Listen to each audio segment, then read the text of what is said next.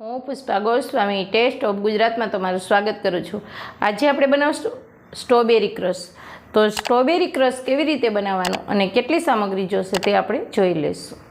250 આપણે સ્ટ્રોબેરી લીધી છે। ત્યાં અત્યારે બહુ મસ્ત સ્ટ્રોબેરી મળે।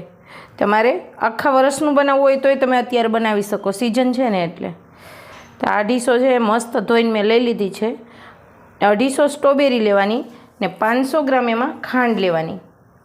એનો ક્રશ બનાવી અને આપણે રાખશું, એટલે ગમે ત્યારે આપણે સ્ટ્રોબેરીનું જ્યુસ બનાવવું હોય તો બનાવી શકો। તમે પાણીમાં બનાવી શકો, દૂધમાં બનાવી શકો।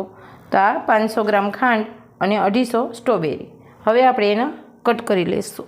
આને કાઢી લેવાનું ને આપણે મોટી મોટી જ ક્રશ આવલી કરવાની છે કટ। આપણે મિક્સરમાં ક્રશ કરી દઈશું એટલે મસ્ત જોતા જઈએ।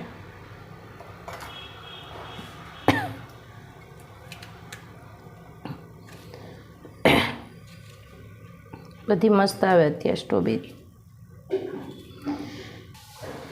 કિલો 2 કિલોનું લઈને તમે બનાવીને બોટલ ભરી દો। આમાં કોઈ કેમિકલ નહીં, કાંઈ વસ્તુ નહીં, આપણે ઘરનું એમ ફ્રેશ ને આપણે ખબર જ છે શું નાખેલું છે, એટલે ઘરે બનાવી અને રાખી દેવાય તમારે વરસ માટે। ગમે ત્યારે મન થાય ત્યારે બનાવીને પી લેવાનું। ઉપવાસ હોય ત્યારે આનો 1 ગ્લાસ બનાવીને દૂધમાં પી લઈએ તો મસ્ત લાગે। મિક્સર લેવાની, એમાં પહેલાં આપણે સ્ટ્રોબેરીને ક્રશ કરી લેવાની પતકચરી। એટલી ક્રશ થઈ જાય ને પછી આપણે એમાં ખાંડ નાખી દઈશું।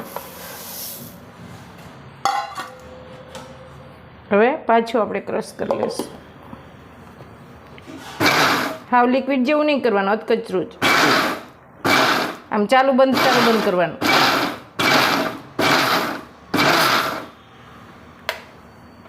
એટલું જ કરવાનું છે, જામ ખાંડ ને બધું હજી રહી ગયેલું છે। હવે આપણે એને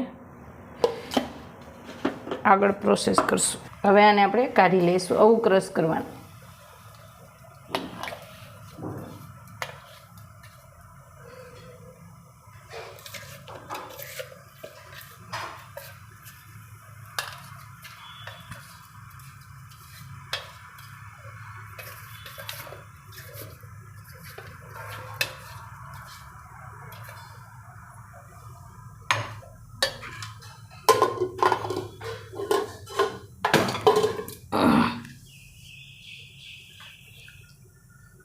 હવે એને આપણે હલાવતું રહેવાનું। આનો પલ્પ બનાવવાનો છે। જ્યાં સુધી ખાંડનું પાણી ન ભરી જાય, આમ લચકા પડતા જેવું ન થઈ જાય ત્યાં સુધી એને આપણે હલાવશું। ખાંડનું પાણી ભરી જાય ને ત્યાં સુધી એને મિક્સ કરવાનું।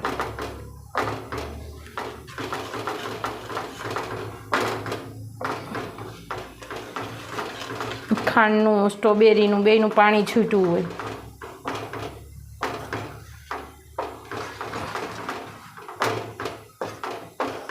જાવા રાખવાના, એટલે આપણે પછી પાછું દૂધમાં ક્રશ થાય અને થોડુંક આખું રહીએ ને તો આપણે બહાર પીતા હોય ને મિલ્કશેક એવું થાય મસ્ત।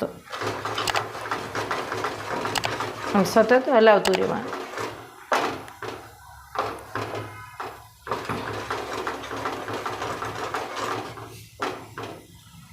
આમાં કાંઈ કલર બલર કાંઈ નહીં નાખવો પડે, જો મસ્ત આમ જોતાં ખાવાનું મન થઈ જાય, પીવાનું મન થઈ જાય। પાણી એનું બળી ગયું છે, આવું કલર એનો આખો ચેન્જ થઈ જશે પાણી બળી જાય ને, એટલે આવું ચાસણી જેવું થઈ જશે, આખો કલર ચેન્જ। જો પાણી કેટલું હતું એનું પહેલાંનો કલર ને અત્યારનો કલર હાવ આમ તમને અલગ જ દેખાશે।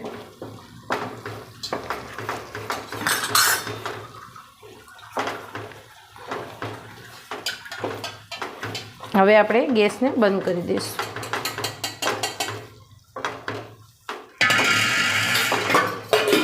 જો મસ્ત આપણું તૈયાર થઈ ગયું છે। હાવ ઠંડુ પડે ને પછી આને બોટલમાં ભરી અને તમારે ફ્રીઝરમાં મૂકી દેવાનું આખા વરસ માટે। આવી રીતના એટલું થવું જોઈએ ને તમને હું ચમચેથી પણ બતાવું। જાઓ, આ તૈયાર લીધું હોય એવું જ છે, તમે આમ જોઈ શકો છો। જો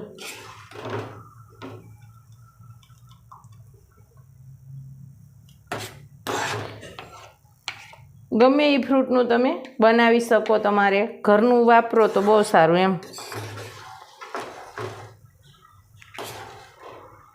હવે આને થોડુંક આપણે ઠંડુ થવા દઈએ. આમ નાખશો ને તમે ચમચામાંથી, જો આવું થવું જોઈએ તો આ આખા વરસ માટે રહેશે. થોડુંક આમાં કચાશ રહી ગઈ છે ને પાણી રહી ગયું છે ને તો તમારું ઉપર ફૂગ આવી જશે, તો ખરાબ થઈ જશે. એટલું સરસ રહેશે ને આવું તો તમારું આખા વરસ માટે રહેશે. આવું ચાસણી થઈ જવી જોઈએ.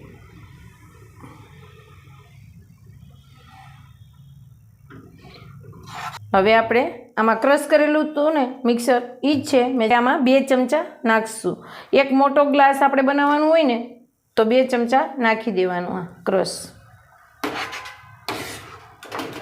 એમાં દૂધ નાખીશું ને હવે ક્રશ કરી લઈશું. હવે ક્રશ થઈ ગયું છે, આપણે ગ્લાસમાં કાઢી લઈશું.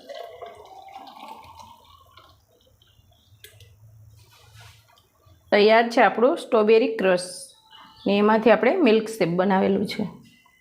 જો તમને મારો વિડીયો સારો લાગે તો લાઈક કરજો, શેર કરજો અને સબસ્ક્રાઈબ કરવાનું ના ભૂલશો.